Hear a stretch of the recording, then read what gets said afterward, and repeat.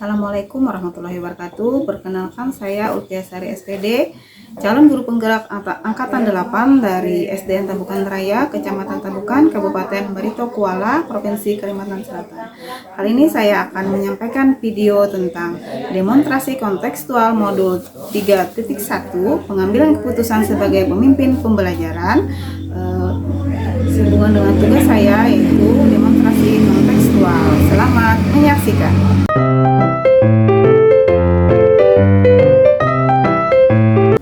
Assalamualaikum warahmatullahi wabarakatuh. Waalaikumsalam warahmatullahi wabarakatuh. Selamat pagi Bapak. Selamat pagi Ibu. Bagaimana kabar hari ini? Alhamdulillah hari ini baik. Sebelumnya ulun mengucapkan terima kasih karena Bapak pada hari ini sudah menyediakan waktu untuk saya wawancara dalam tugas saya dalam demonstrasi kontekstual modul 3.1 pengambilan keputusan sebagai pemimpin pembelajaran. Pada hari ini Pak, saya minta izin untuk menanyakan beberapa pertanyaan kepada Bapak terkait dengan tugas saya di calon guru penggerak angkatan 8. Silakan. Saya mulai ya Pak ya. Untuk yang pertama Pak, yang ingin saya tanyakan kepada Bapak sebagai kepala sekolah SDN Tabukan Raya yang tentu saja sudah banyak pengalaman tentang hal-hal yang akan saya tanyakan. Pertanyaan yang pertama, selama ini bagaimana cara Bapak dapat mengidentifikasi kasus-kasus yang merupakan dilema etika atau dudukan moral? Ya, terima kasih atas sebagai kepala sekolah tentu di dalam suatu sekolah atau sekolah pendidikan tidak lepas dari berbagai masalah. Namun dalam kenyataannya dalam mengambil keputusan itu biasanya yang pertama tidak lepas daripada mengidentifikasi masalah. Salah satunya mengidentifikasi masalah adalah mencari tahu siapa yang terlibat dalam masalah itu, kemudian mengumpulkan fakta-fakta yang ada kaitannya dengan masalah yang ada. Kemudian setelah mengumpulkan fakta-fakta, di samping itu juga mencari alternatif atau solusi-solusi yang bisa kita ambil.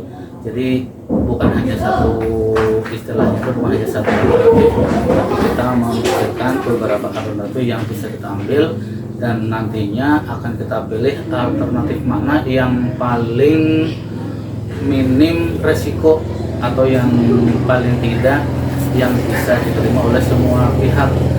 Kenapa? Karena kan kadang-kadang kita mengambil keputusan itu tidak bisa memuaskan semua pihak. Pasti ada pihak-pihak yang mungkin tidak bisa menerima 100%, tapi paling tidak kan mengambil keputusan yang saling atau sama-sama menguntungkan. Saya lanjut ke pertanyaan berikutnya Pak.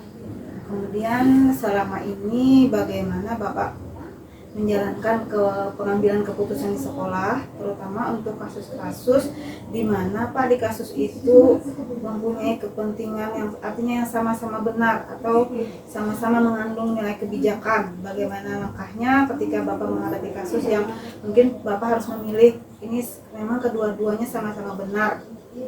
Bagaimana cara Bapak menghadapi kasus itu? Ya. Dalam setiap mengambil keputusan, yang pertama kita tidak bisa langsung begitu ada masalah langsung mengambil keputusan. Tapi yang terpenting dalam mengambil keputusan adalah tidak menunda-nunda ada masalah. Jadi tidak menunggu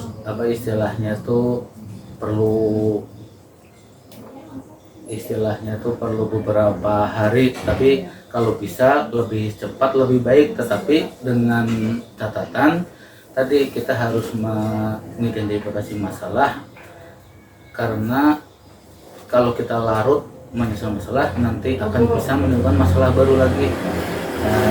Berarti Bapak akan mengidentifikasi dan akan segera mengambil keputusan yang mana yang terbaik ya Pak. Nah, kemudian pertanyaan selanjutnya Pak, langkah-langkah atau prosedur apa yang biasa Bapak lakukan selama ini? Untuk prosedur, terus terang saya tidak ada prosedur khusus dalam mengambil keputusan, tetapi memang ada langkah-langkah yang yang saya ambil. Yang pertama tentu juga mendengarkan pihak-pihak lain, seperti misalnya ada mungkin di sekolah ada guru senior, walaupun tidak senior mungkin ada guru yang dianggap bisa membantu untuk mengambil keputusan. Jadi tidak hanya mengambil keputusan satu pihak saja, tapi dengan mendengarkan masukan-masukan dari pihak-pihak lain, baik itu dari pihak guru, baik dari pihak murid, dan juga kalau perlu mungkin juga dari pihak luar sekolah apabila memang melibatkan beberapa pihak. Jadi dengan mendengarkan masukan-masukan, berharap nanti keputusan yang diambil akan menjadi lebih tepat. Kemudian Pak, pertanyaan selanjutnya, apa saja hal-hal yang selama ini merupakan tantangan Bapak dalam mengambil keputusan pada kasus dilema etika? Kasus ini dihadapkan dengan pilihan yang sama-sama benar. Iya. Untuk kasus dilema etika, di mana dilema etika itu adalah suatu kasus antara dua pilihan yang sebenarnya sama-sama benar, tapi bertentangan dengan dengan masyarakat atau dengan pihak yang lain, walaupun sebenarnya tadi sama-sama benar. Nah, dalam setiap mengambil keputusan tadi, langkah yang pertama tadi adalah di samping kita menggunakan tadi identifikasi masalah, kita juga kadang-kadang bisa berkaca dari pengalaman-pengalaman yang terdahulu. Jadi mungkin juga dengan pengalaman guru senior, bisa juga dengan mengedepankan hati nurani, bisa juga. Jadi tidak bisa kita sandarkan, tapi juga harus memperhatikan etika ataupun aturan-aturan yang ada, sehingga keputusan yang kita ambil tidak bertentangan dengan aturan yang berlaku, juga tidak bertentangan dengan norma yang ada di masyarakat. Mungkin ada Pak tantangan Bapak selama ini atau hambatan dalam mengambil keputusan yang sama-sama benar itu tadi Pak? Tentu saja ada tantangan di sekolah teman saya, di mana dalam ini yang sama-sama benar yang dihadapi yang pernah saya hadapi adalah masalah tentang misalnya yang mungkin yang beberapa bulan yang lewat tentang pembuatan saluran air di sekolah, yang dimana pada waktu itu kalau musim hujan halaman sekolah akan tergenang. Nah, kemudian timbul masalah di situ, ada istilahnya itu masukan-masukan dari masyarakat, tetapi tidak semua masyarakat satu suara. Nah, di situ bagaimana sebagai kepala sekolah saya mengambil keputusan, ya, supaya keputusan yang diambil ini tidak bertentangan dengan aturan yang ada dan juga bisa diterima oleh semua lapisan masyarakat, terutama orang tua dari siswa. Jadi tantangannya mungkin bagaimana Pak memahamkan ke semua warga sekolah untuk menerima keputusan yang tadi. Iya betul. Kemudian lanjut pertanyaan berikutnya Pak, apakah Bapak punya sebuah tata kelola ataupun jadwal tertentu Pak ketika menyelesaikan sebuah kasus dilema etika, atau mungkin Bapak langsung menyelesaikan di tempat ketika ada kasus, kemudian punya prosedur seperti apa yang dijalankan? Untuk jadwal khusus kalau menyelesaikan masalah dilema etika tidak ada. Kenapa tidak ada? Kita kan tidak tahu dalam satu tahun atau dalam satu semester ada kadang masalah yang akan dihadapi. Kenapa? Karena masalah itu biasa kadang-kadang kan timbul seketika secara spontan, secara prosedural atau secara khusus tidak dijadwal, tapi pengertiannya di sini adalah setiap ada masalah langsung segera diselesaikan. Jadi Bapak menanganinya secara langsung bila ada masalah ya Pak, tanpa ada jadwal. Ya, kemudian pertanyaan selanjutnya Pak, adakah Pak faktor-faktor yang mempermudah atau mungkin ada yang membantu Bapak dalam mengambil keputusan ketika menghadapi kasus ini Pak? Ya, tentu saja setiap kali saya putusan ada hal-hal yang bisa mempermudah atau bisa membantu dalam menyelesaikan masalah.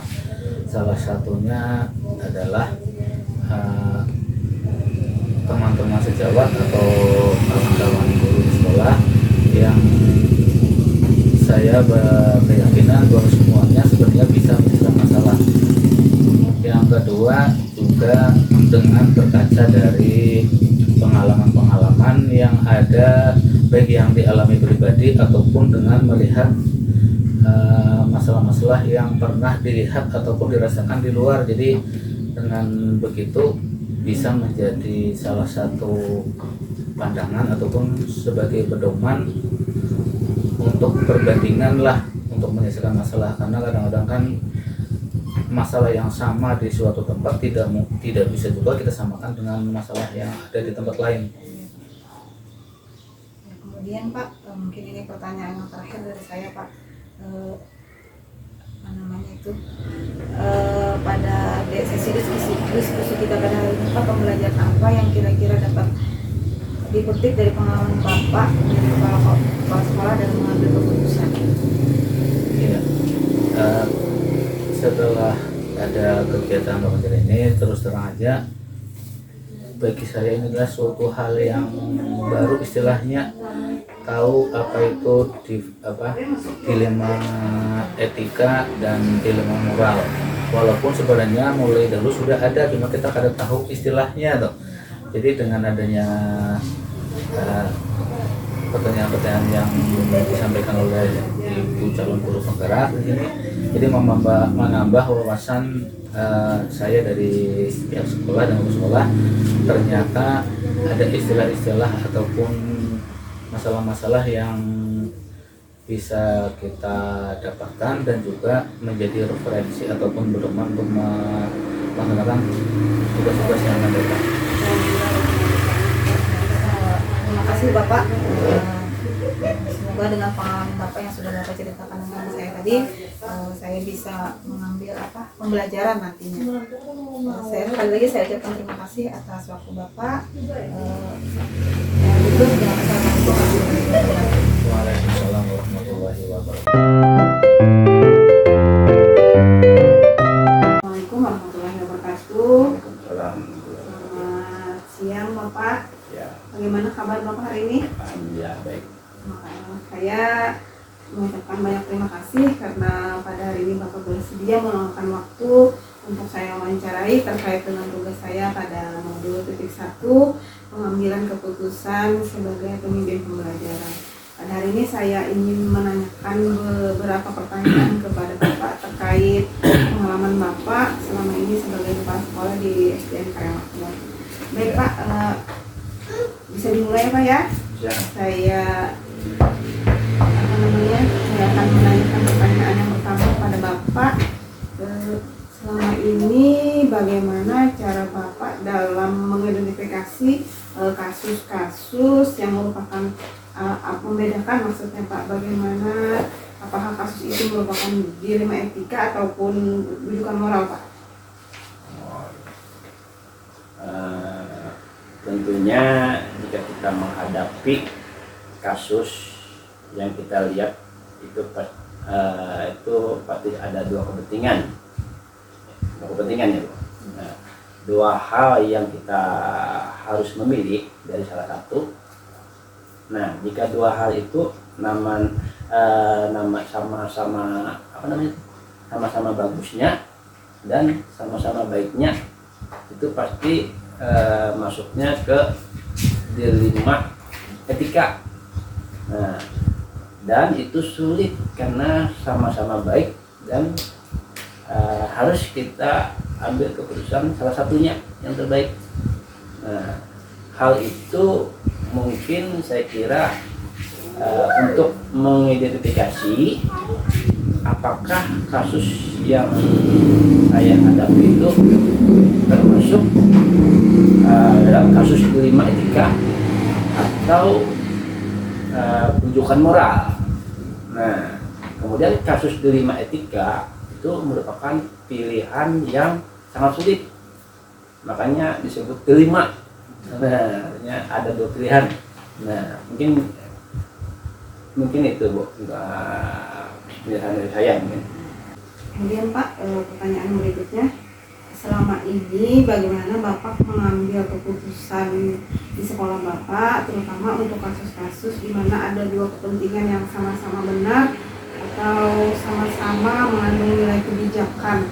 Bagaimana langkah-langkah ketika menghadapi kasus yang sama-sama baik tersebut? Bagaimana Bapak menentukan kira-kira ini kasus ini seperti apa langkah penyelesaiannya?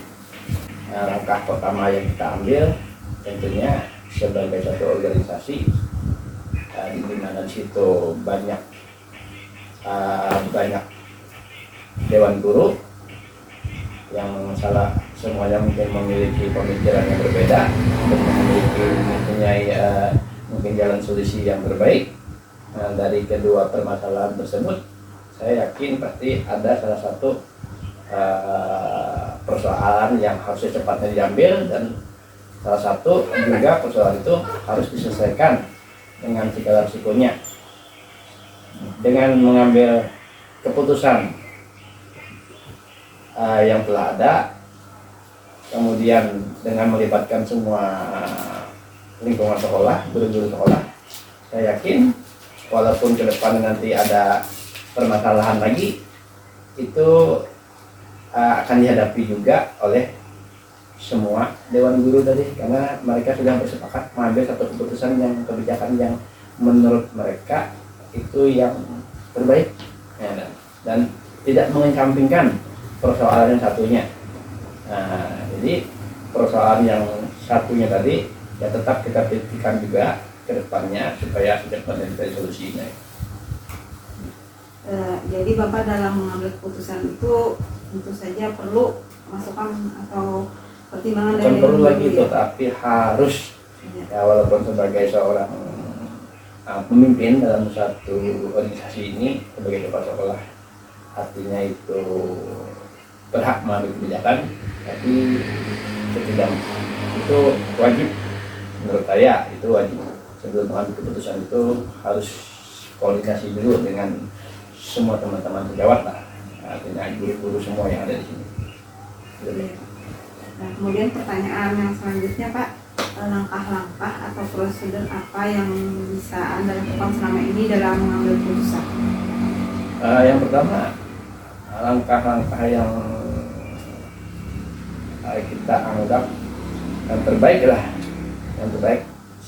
Sebelum mengambil keputusan itu kita harus pikirkan dulu masalahnya, akibatnya juga, akibat yang akan datang setelah kita mengambil keputusan. Biasanya masih ada akibat-akibat yang kita akan hadapi setelah kita mengambil keputusan tadi. Ya, risikonya yang kita hadapi. Makanya sebelum kita mengambil keputusan atau kebijakan itu ya wajiblah untuk kita bersama-sama dengan guru yang lainnya mengambil kebijakan yang terbaik, artinya mencari solusi yang terbaik, kemudian mencari juga efeknya yang sekecil mungkin, kalau perlu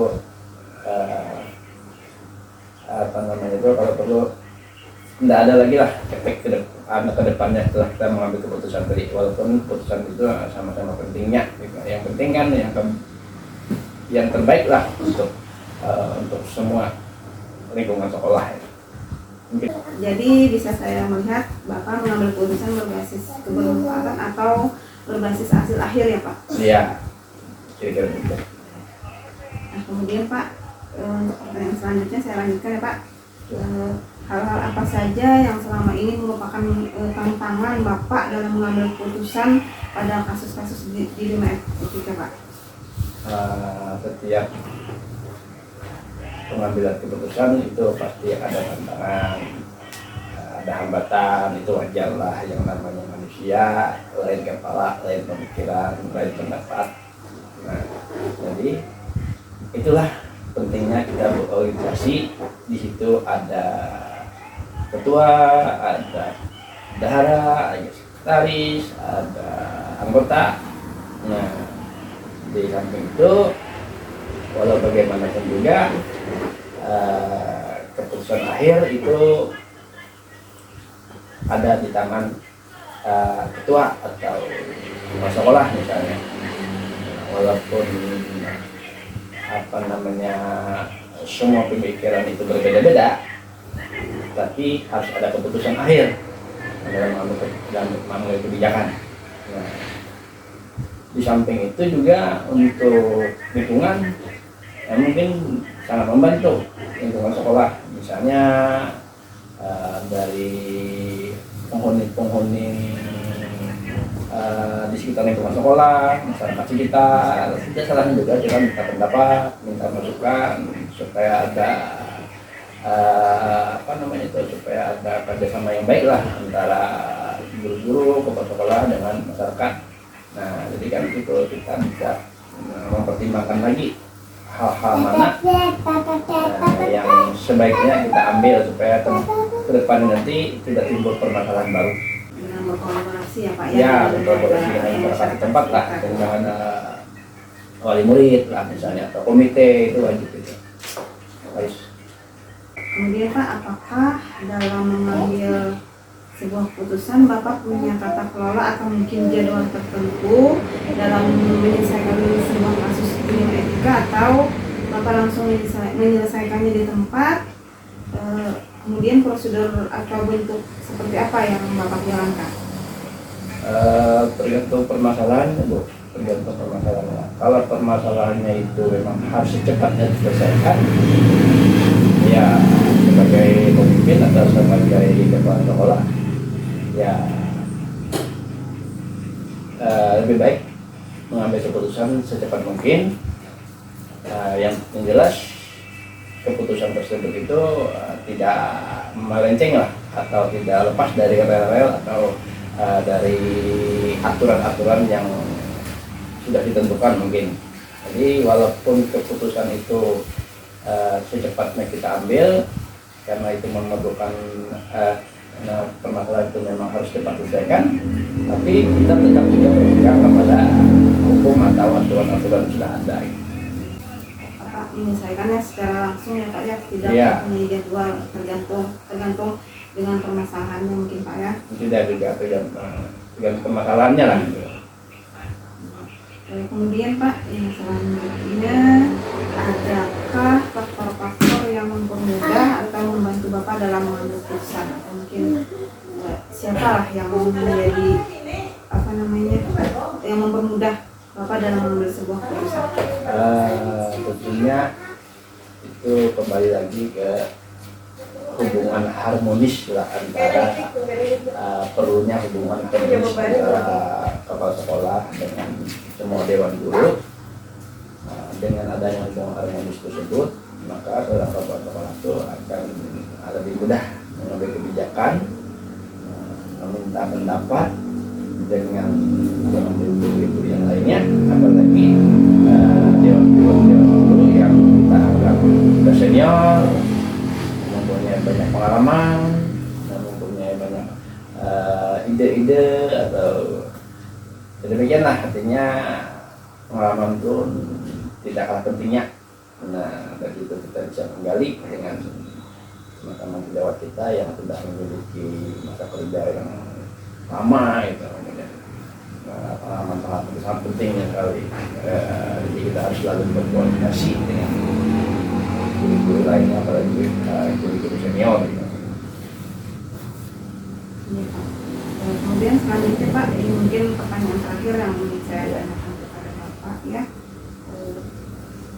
pada diskusi setelah kita berdiskusi pada hari ini, mungkin pembelajaran apa yang dapat Bapak petik dari pengalaman Bapak ketika mengambil suatu keputusan? Sebenarnya semua permasalahan yang ada di lingkungan kita sekitar itu dapat kita atasi dengan cara bermusyawarah dan mufakat. Kemudian pengalaman-pengalaman pribadi, misalnya pengalaman dalam organisasi lainnya, misalnya ikut di organisasi Karang Taruna atau organisasi komunitas masjid atau organisasi yang sifatnya olahraga, dan dalam lingkungan terdekat kita sekalipun, misalnya dalam lingkungan keluarga kita sendiri, itu sangat membantu bagi saya pribadi untuk memimpin suatu organisasi ini di sekolah ini. Nah, itu sangat penting sekali pengalaman. Ya. Oke, Bapak Fahmi untuk waktunya hari ini. Semoga saya nanti bisa mengambil pembelajaran bagaimana Bapak selaku kepala sekolah dalam mengambil keputusan yang terbaik. Ya. Sekali lagi saya ucapkan terima kasih atas waktu Bapak pada hari ini.